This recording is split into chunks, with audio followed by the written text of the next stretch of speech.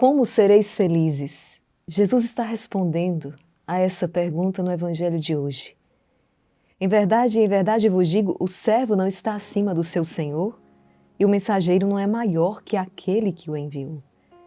Se sabeis isto e o puserdes em prática, sereis felizes. Veja, Jesus aqui sabe como organizará, como instituirá a sua igreja. E que a hierarquia será algo presente nela. A instituição, a igreja enquanto instituição, ela observa a hierarquia. Assim também nas nossas famílias, a instituição família, nós percebemos ali a hierarquia, e a hierarquia é uma garantia da ordem. Agora, o mundo tem combatido a hierarquia. O problema não está na hierarquia, mas o problema, gente, está sempre na falta de virtude. Perceba, vamos lá, perceba dentro da sua casa. O que acontece com esta família e com esta casa quando é o filho de 5 anos, que manda na casa. Tem famílias que estão assim. São os filhos que estão mandando na casa, viram uma completa desordem, e não tem maturidade, não tem condições. Não tem condições de estar de estar mandando na casa, ordenando. É ele quem diz como é a vida, como será a vida daquela família, daquela casa, não. A autoridade na casa é do pai, a autoridade na casa é da mãe. E aqui muitas pessoas que já olham atravessado quando citamos a palavra de Deus, aquilo que São Paulo ensina. Mulheres, sejam submissas aos vossos maridos. Maridos, amem as vossas esposas como Cristo amou a igreja. Essa é a ordem perfeita. Filhos, sejam obedientes aos vossos pais. Pais, sejam atenciosos, não irritem os vossos filhos, no sentido de exigir deles mais, do que aquilo que hoje eles têm condições de fazer e de dar. Observar também o limite da criança, o limite do adolescente, o limite do jovem que está em formação. Não tem nada a ver com passar a mão na cabeça, não tem nada a ver com isso. Então, perceba, existe uma hierarquia na própria estrutura familiar para que aquela casa, aquela família funcione. Gente, isso também se dá numa empresa. Imagina numa empresa, onde não existe essa hierarquia. Se vira uma completa confusão. Sempre haverá aqueles que precisam dar as ordens e aqueles, então, que devem obedecer. E no final das contas, todos estão obedecendo. Todos estão obedecendo a alguém. Jesus está obedecendo à voz do Pai. Ele fala, eu envio, sou enviado. Então, aquele também que está à frente da empresa, ele tem que obedecer. Aquele que é constituído como autoridade naquela família, precisa obedecer. E você pode dizer, mas não obedece. Bom, é uma responsabilidade pessoal aqui. Tem uma frase que nós utilizamos que diz o seguinte, quem obedece nunca erra. Quem obedece nunca erra. Pode ser que quem deu a ordem erre, mas quem obedece nunca erra. É claro que nós não devemos obedecer quando aquilo que nos manda é pecado, quando aquilo que nos manda é uma afronta à lei de Deus, aos mandamentos do Senhor.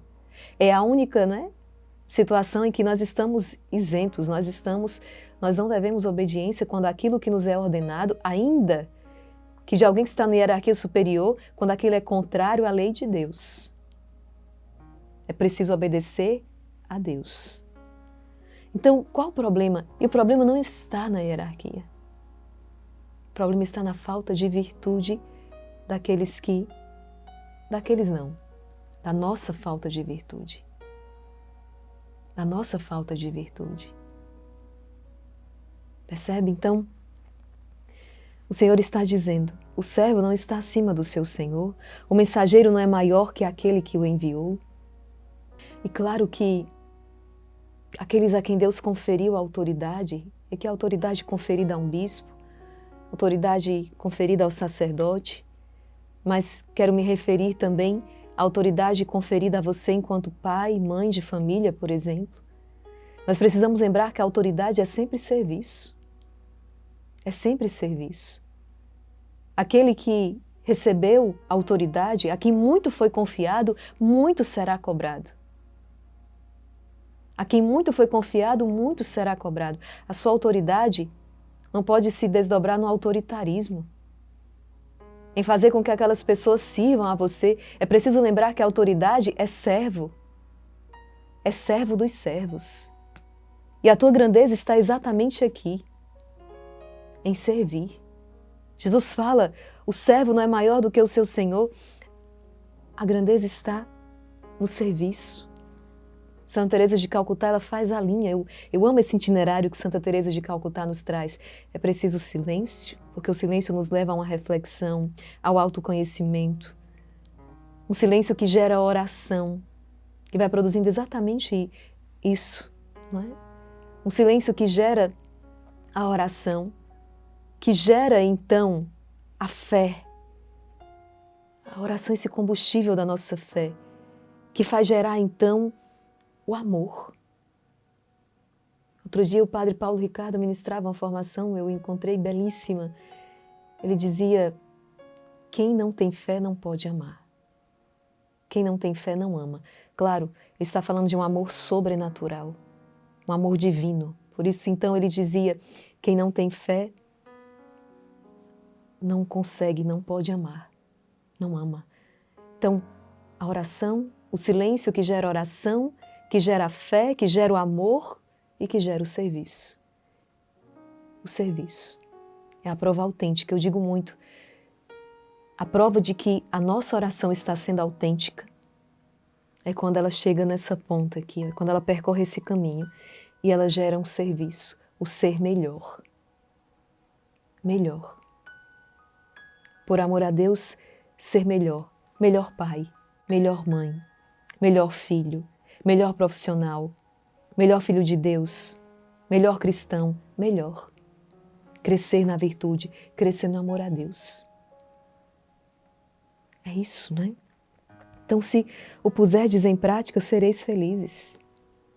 O servo não está acima do seu Senhor. Vamos proclamar esta palavra com muita fé neste dia, suplicando ao Senhor a graça de crescermos na virtude, a graça de servirmos ainda melhor por amor a Deus. Jamais conseguiremos servir melhor se abandonarmos, sem percorrermos esse itinerário. É preciso que esse serviço seja fruto de um amor, né? O amor a Deus, o amor ao próximo. E aqui está a diferença entre a caridade cristã, a filantropia. Então, um serviço que é fruto do amor, que é fruto da fé, que é fruto da oração, que é fruto do silêncio. E aqui está o mal das distrações. Hoje em dia, quantas distrações, quanto barulho o tempo todo. Né? Então, o silêncio. O silêncio. Vamos proclamar esta palavra, suplicando esta graça ao Senhor. E nós colheremos então muitos frutos. Sabe aquela transformação que você espera por parte do seu cônjuge? Aquela transformação que você reza, intercede e espera por parte do seu filho, que tem sido ingrato, rebelde. Aquela transformação que você espera até mesmo no seu trabalho, no relacionamento com o seu chefe ou no relacionamento com aqueles que lhe são confiados, que estão subordinados a você no serviço. Essa transformação virá exatamente quando você se abrir a viver isso aqui que o Senhor está dizendo. Servir melhor. Inclusive aqueles que são difíceis para você. Sobretudo estes. É assim que você vai alcançar a transformação do coração dessas pessoas. E Jesus está dizendo, se souberdes disso e colocardes em prática, porque não adianta saber apenas, é preciso colocar em prática. São Tiago vai nos dizer isso. É preciso colocar em prática. Então, se souberes, se sabeis isto e o puserdes em prática, sereis felizes. O mundo nos ensina um caminho totalmente diferente, não é mesmo? Lembre-se que ontem, no Evangelho, Jesus disse, eu sou o caminho. Então, não vamos pelo caminho do mundo, não vamos pela ideia, pelos conceitos mundanos. ele não sabe nada. Foi criado. Vamos obedecer o Criador. Vamos ouvir a voz de quem sabe e entende do que está falando. Não é? Aquele que disse sobre si, eu sou o caminho. Ouçamos a voz dele. Pelo sinal da Santa Cruz, livrai-nos Deus, nosso Senhor, dos nossos inimigos, em nome do Pai, e do Filho e do Espírito Santo. Amém. Vinde, Espírito Santo, vinde por meio da poderosa intercessão do Imaculado Coração de Maria, vossa amadíssima esposa. Evangelho segundo São João, capítulo 13, versículos do 16 ao 20. Depois de lavar os pés dos discípulos, Jesus lhe disse: em verdade vos digo, o servo não está acima do seu senhor e o mensageiro não é maior que aquele que o enviou. Se sabeis isto e o puserdes em prática, sereis felizes. Eu não falo de vós todos, eu conheço aqueles que escolhi, mas é preciso que se realize o que está na Escritura. Aquele que come o meu pão levantou contra mim o calcanhar. Desde agora vos digo isto, antes de acontecer, a fim de que quando acontecer, creiais que eu sou. Em verdade vos digo, quem recebe aquele que eu enviar, me recebe a mim, e quem me recebe, recebe aquele que me enviou. Palavra da salvação, glória a vós, Senhor. A igreja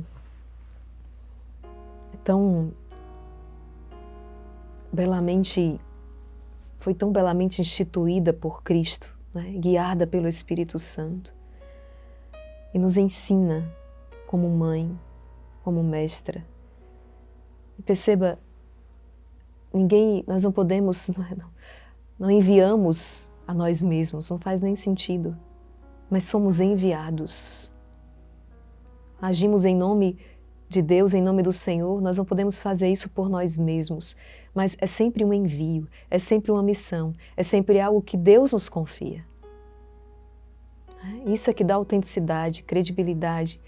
No exercício do nosso ministério, do nosso apostolado, nós somos enviados, nós fomos enviados. Quando Jesus fala aqui a respeito da traição de Judas, nessa segunda parte, estamos aqui no contexto da última ceia, após o lava-pés, e Jesus já anuncia o que há de acontecer, a traição de Judas, exatamente para dizer que Ele está no controle de tudo, que Deus está no controle. Que aquilo não está acontecendo não é por causa, como talvez alguns vão se valer disso, né, para dizer, está vendo, escolher um traidor. Jesus sabe que Judas o trairá. Ele sabe todas as coisas. Isso faz parte de um plano muito maior. Então Jesus também está dizendo para mim hoje, e também diz para você, filho, filha, eu estou no controle desta situação. Por pior que humanamente ela pareça, ela seja aos seus olhos, hoje eu venho te lembrar que eu estou no controle. Eu estou no controle.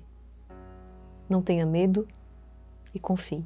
Confie em mim, porque é esta confiança que alcança milagres. Amém? Vamos nos confiar então à Santíssima Virgem Maria, que ela nos dê a graça de crescer na virtude, no amor a Deus, não é? De crescermos no serviço, de sermos melhores por amor a Deus, por amor aos nossos irmãos, e então seremos felizes. Recordei-me que está lá na carta de São Tiago, capítulo 1, no versículo 22 e seguintes, sede cumpridores da palavra e não apenas ouvintes. Isto equivaleria a vos enganardes a vós mesmos. Então, se ouve a palavra e não pratica, estás enganando-se a si mesmo. Aquele que escuta a palavra sem a realizar, sem a colocá-la em prática, assemelha-se a alguém que contempla no espelho a fisionomia que a natureza lhe deu. Contempla-se e mal sai dali, esquece-se de como era.